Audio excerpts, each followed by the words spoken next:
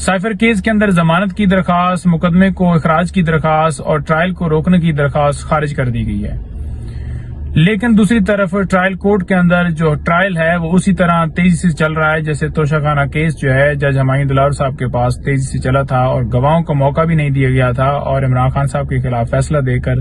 فوراً ایک غیر قانونی آرڈر کے ذریعے خان صاحب کو اریسٹ کیا گیا تھا۔ بات یہ ہے کہ 16 تاریخ سے یہ فیصلہ اسلام آباد ہائی کورٹ میں محفوظ ہے۔ ہم یہ کہہ رہے تھے کہ یہ ٹرائل چلنے کے قابل نہیں ہے، یہ مقدمہ چلنے کے قابل نہیں ہے، اور ضمانت کے اوپر فیصلہ پہلے نیچے نہیں دیا جاتا، جج صاحب چھٹی پر ہیں، پراسیکیوٹر اویلیبل نہیں ہے، اور اسی طرح اسلام آباد ہائی کورٹ میں بھی یہی بہانے بنائے جاتے ہیں اور مقدمے کو ایڈجرن کیا جاتا ہے۔ جب آرگومنٹس مکمل ہو جاتے ہیں تو اس کے بعد فیصلے محفوظ کر لی جاتے ہیں اور پھر لیٹ دیے جاتے ہیں۔ زبردستی عدالت کاپیاں دینا چاہتی ہے، حالانکہ کاپیاں وصول نہیں کرتے، اور عدالت آرڈر کے اندر لکھتی ہے کہ کاپیاں دے دی گئی ہیں اور انہوں نے سائن نہیں کیے، اور اگلی ڈیٹ کے اوپر تصور کیا جائے گا کہ انہوں نے سائن کر دیے ہیں۔ اس بات کو لے کر ہم اسلام آباد ہائی کورٹ میں آتے ہیں، اور وہ ٹرائل کورٹ جو ہے وہ سمجھتی ہے کہ لہٰذا اس چیز کا خلا جو ہے وہ پورا کیا جائے، اور وہ کہتے ہیں جی ٹھیک ہے جی، اس ڈیٹ کے اوپر آپ ریسیونگ کر لیں، اور اگلی ڈیٹ فرد جرم کے لیے رکھی جاتی ہے۔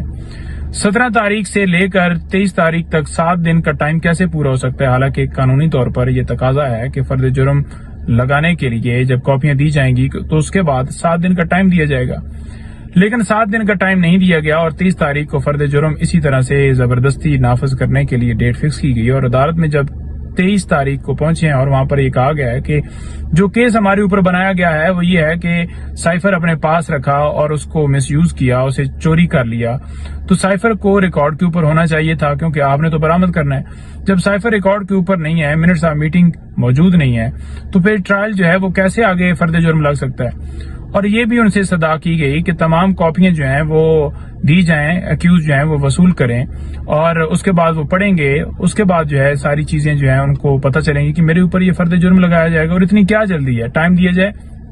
تاکہ مکمل طور پر سمجھ کے اگلی ڈیٹ کے اوپر وہ اس کا جواب دے سکیں اور آپ فرد جرم لگا دیجیے گا۔ لیکن ایسا نہیں کیا گیا، اور یہ کہا گیا کہ نو،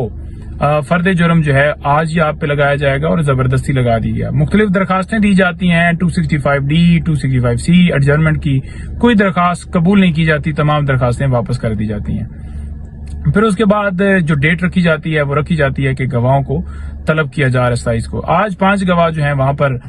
گواہی دینے کے لیے پہنچے۔ جتنے گواہ پیش کر لیے جائیں ان کی کوئی ویلیو نہیں ہے، کیونکہ کیس بالکل بوگس ہے، جھوٹا ہے، اور گواہ جو ہیں زبردستی سے جن کی بھی سٹیٹمنٹ دلوائی جا رہی ہیں ان کی کوئی ویلیو نہیں ہے۔ جو ضمانت خارج ہوئی اور اس کے ساتھ ساتھ مقدمے کے اخراج کی درخواست خارج ہوئی، ہم اس کو چیلنج کرنے جا رہے ہیں، اور انشاءاللہ ہمیں پوری امید ہے کہ اپر فورم ہمیں جو ہے اس کے اوپر سنے گا اور میرٹ کے اوپر کیس ڈیسائیڈ کیا جائے گا۔ ابھی تک کا معاملہ یہ ہے کہ عمران خان صاحب کو کسی طرح سے انصاف نہیں دیا جا رہا، اور دوسری طرف اگر دیکھا جائے تو 420 سیکنڈ کے اندر ضمانت دے دی جاتی ہے۔ Thank you.